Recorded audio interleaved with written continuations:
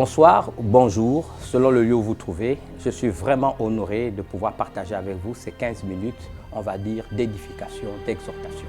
Littéralement, exhortation signifie redresser ce qui est courbé. Édification signifie construire.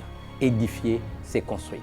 J'ai toujours milité pour que les élites africaines, c'est aux élites africaines que je m'adresse, en général, et chrétiennes en particulier, participent à la décision, en inspirant les choix et les décisions de nos dirigeants et des décideurs de nos États, nations, particulièrement celles d'Afrique, lorsque nos intérêts communs sont menacés.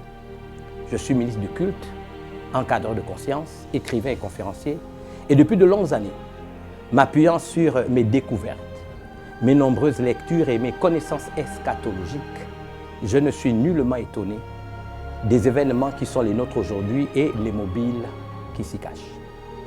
Les hégémonistes qui sont des tenants majeurs de la mondialisation, voient le jour en 1883, un an avant la conférence de Berlin, où l'Afrique a été divisée, compartimentée, sinon dépecée, comme un gibier, pour satisfaire les intérêts des Occidentaux.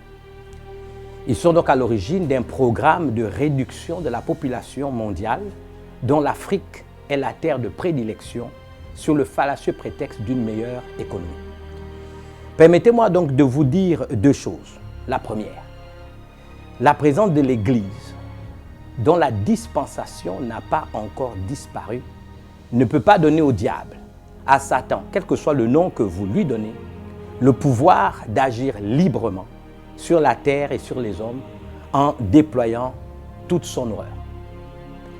Ne vous souvenez-vous pas, j'ai lu ce texte merveilleux de Paul dans sa lettre à Timothée, 2 Timothée chapitre 2 versets 5 à 8, ne vous souvenez-vous pas que je vous disais ces choses alors que j'étais encore chez vous. Et maintenant, vous savez ce qui le retient, donc qui retient l'antéchrist, qui retient le diable, afin qu'il ne paraisse qu'en son temps, car le mystère de l'iniquité agit déjà, nous le voyons. Il faut seulement que celui qui le retient, l'Église, encore ait disparu. Et alors paraîtra l'impie que le Seigneur Jésus détruira par le souffle de sa bouche et qu'il anéantira par l'éclat de son avènement. L'Église donc sur terre agit comme un sel pour arrêter toute corruption. Si nous ne jouons pas notre rôle de sel en rapportant espoir et goût à la vie à nos contemporains, alors les vérités auxquelles nous croyons, les principes scripturaires auxquels nous avons décidé de fonder nos vies, personne n'y croira. Nous sommes également la lumière du monde pour éclairer, orienter, inspirer ceux et celles de notre génération. Vous savez, je ne suis pas dans la posture où je demande aux gens de prier sans prier moi-même. Ce n'est pas en demandant aux gens de prier que nous prouvons aux gens que nous prions. J'incite les gens à prier et à prendre au sérieux les temps qui sont les nôtres aujourd'hui sans pour autant créer dans vos cœurs psychose, confusion ou participer à ce que j'ose appeler l'envoûtement collectif. Je reste persuadé, et permettez-moi de le redire encore une fois, que la prière est la réponse. Mais l'action et la solution, c'est dans ce cadre, en m'adressant aux élites africaines en général, et chrétiennes en particulier, de notre continent, à nos dirigeants, à nos cadres, à nos élites, à nos leaders, et particulièrement c'est également des communautés religieuses, je lance un appel à la cellule d'alerte. La cellule d'alerte, ou la cellule dans sa notion, est un groupe de personnes ayant certaines unités et qui constituent un groupe d'intérêt commun. L'alerte, quant à elle, se définit comme un signal qui prévient d'un danger particulier, d'une menace soudaine qui nécessite une anticipation, je veux parler même de la prospective, c'est-à-dire qui comprend les causes et anticipe sur l'avenir. La Bible déclare, et c'est la colonne vertébrale de toute prophétie, qui est du domaine même eschatologique, dans Matthieu 24, 6, une parole que nous tenons de notre Seigneur Jésus-Christ, vous entendrez parler de guerre et de bruit de guerre. Gardez-vous d'être troublés, c'est le premier commandement. Car il faut que ces choses arrivent. Ces choses que nous vivons, se devaient d'arriver. C'est pour ça que nous ne sommes pas étonnés. Il faut que ces choses arrivent. Mais ce ne sera pas encore la fin. Une nation s'élèvera contre une nation, un royaume contre un autre royaume. Il y aura en divers lieux des famines et des tremblements de terre. Tout cela ne sera que le commencement des douleurs. Je voudrais ajouter à cela Apocalypse chapitre 18, versets 1 à 3. Après cela, je vis descendre du ciel un autre ange qui avait une grande autorité. Et la terre fut éclairée de sa gloire. Il cria d'une voix forte disant, « Elle est tombée, Babylone, la grande. » Babylone, c'est une illustration du gouvernement mondial, du système unique de ce monde. Mais elle tombera à Babylone, comme Babel, n'est-ce pas, a été réduit à néant. Elle est devenue, une habitation de démons. 2, un repère de tous les esprits impurs. 3, un repère de tous les oiseaux impurs et odieux. 4, parce que toutes les nations ont bu du vin de sa fureur. Un système unique qui brise ce que j'appelle la souveraineté des États, qui se donne le droit d'ingérence sur les États et sur les gouvernements. Donc, on nous dit ici, c'est prophétique, n'est-ce pas? On nous dit que toutes les nations ont bu du vin de la fureur de son impudicité et que les rois de la terre se sont livrés avec elle à l'impudicité et que les marchands de la terre se sont enrichis par la puissance de son luxe, ce qui démontre très bien que derrière se cachent des enjeux financiers. Qu'il me soit permis de dire que la prière, j'insiste, est la réponse, mais l'action est la solution. C'est ce qui exige, en ce qui me concerne, le fait de faire un appel à la cellule d'alerte. Vous savez que le 18 octobre 2019, pour revenir à l'actualité, la fondation Bill Gates et l'école de santé publique John Hopkins, Bloomberg et le Forum économique mondial ont organisé conjointement un événement à New York où les décideurs politiques et les chefs d'entreprise et les responsables de santé ont travaillé ensemble, écoutez-moi bien, à une simulation d'épidémie du coronavirus.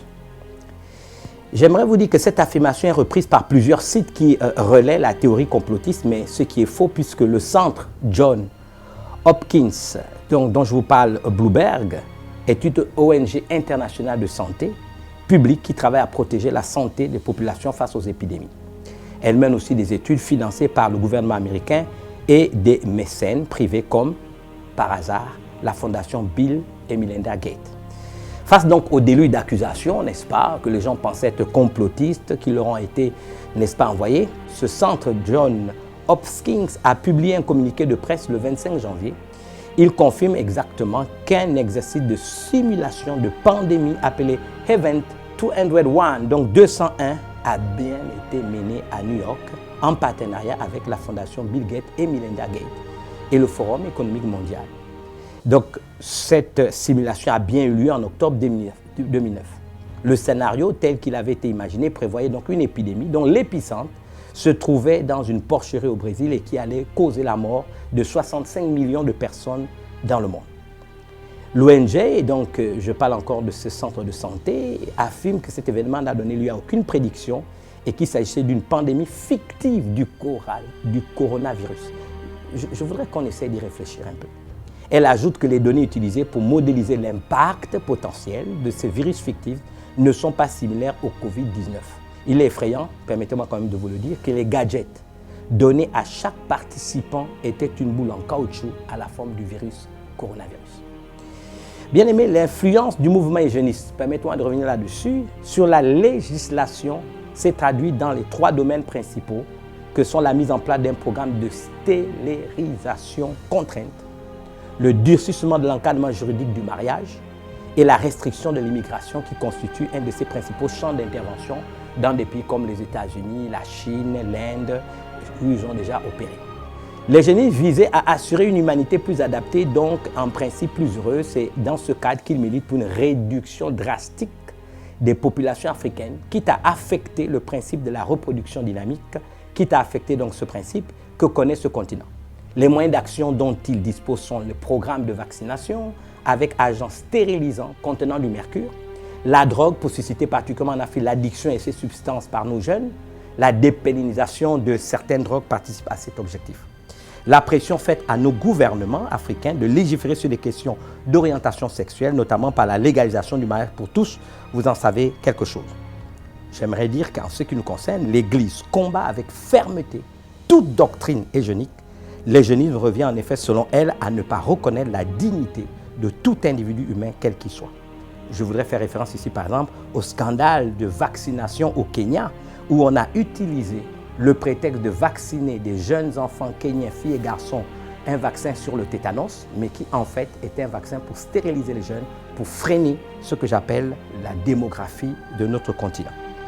La lettre du nonce apostolique Monseigneur Charles Balvo du Kenya, qui a confirmé, j'ai la lettre officielle, justement qu'il y avait des agents stérilisants, n'est-ce pas, de stérilisation pour justement vacciner les jeunes qui auraient été stérilisé, donc rendu improductif, parce que, comme vous le savez, pour les eugénistes, l'enjeu démographique, particulièrement de l'Afrique, est important. À propos de cet enjeu double qui est d'abord démographique, je voudrais rappeler qu'en 1987, un chancelier allemand, feu chancelier Helmut Kohl, qui a été chancelier allemand de 1982 à 1998, fait ses propos, je dis bien, en 1987.